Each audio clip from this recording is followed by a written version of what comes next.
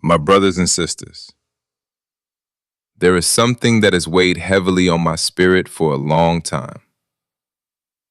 It is difficult watching people of color speak about the source of all existence through the European colonized worldview that they never stopped to examine. We repeat inherited words, inherited images, inherited assumptions, and rarely understand where they came from. My concern has never been with language itself. My concern is what happens when we mistake language for reality.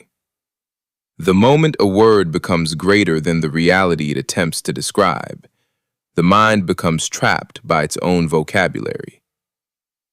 Language is one of humanity's greatest tools. It allows us to communicate. It allows us to teach. It allows us to preserve memory. But language can also persuade, condition, divide, and manipulate. Words describe reality as best they can. They are never reality itself.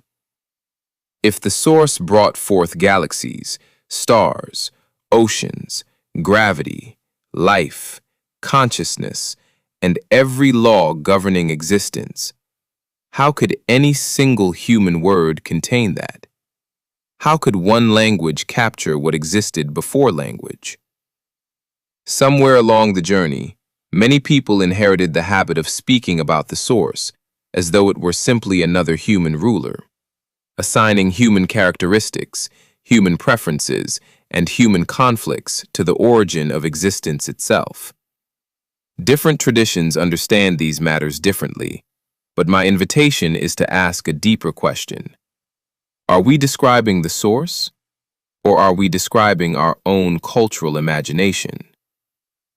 When I speak of the source, I do not begin with a word. I begin with reality. I see the source in the sun that sustains life. I see the source in the air entering every lung. I see the source in the oceans that regulate the planet. I see the source in gravity holding worlds together.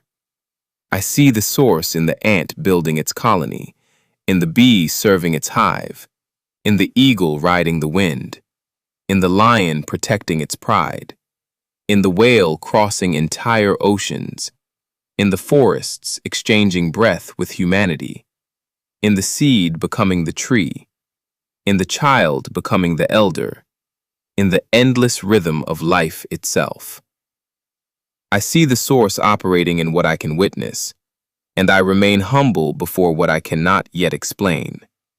The forces I cannot see are no less real because they are invisible. Gravity cannot be seen, yet it never fails.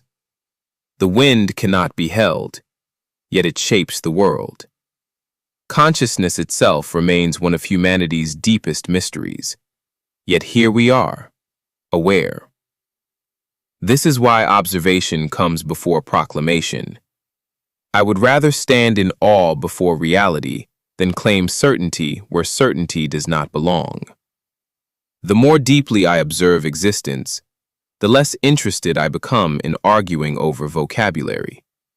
Because the source does not become greater because I pronounce a particular word, nor smaller because I choose another.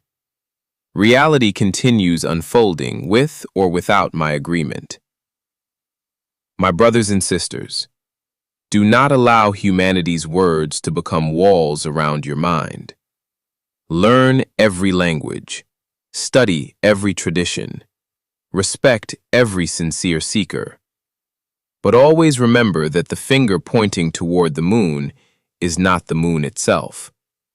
The word is not the reality. The name is not the source. The day you begin seeing the source in every breath, every sunrise, every creature, every law of nature, every unseen force sustaining life, is the day you stop being manipulated by names and languages and begin recognizing reality. Master understanding before vocabulary. Observe before proclaiming. Let reality become your first teacher. Master the energy all around you. Have you ever asked yourself where the word vibes came from? Vibes is simply short for vibrations. Humanity shortened the word, but never stopped experiencing the phenomenon. Long before someone speaks, you often sense something about their presence. Humanity spends enormous effort mastering language while neglecting presence. Yet presence is often the first thing another person experiences. Before a conversation begins, there is posture, there is tone, there is attention, there is calm or agitation, there is generosity or hostility. The atmosphere and reality is already speaking before a word is ever said. Before you trust a person's words, learn to recognize their presence. Master vibration before language to avoid being manipulated by words. Ashe.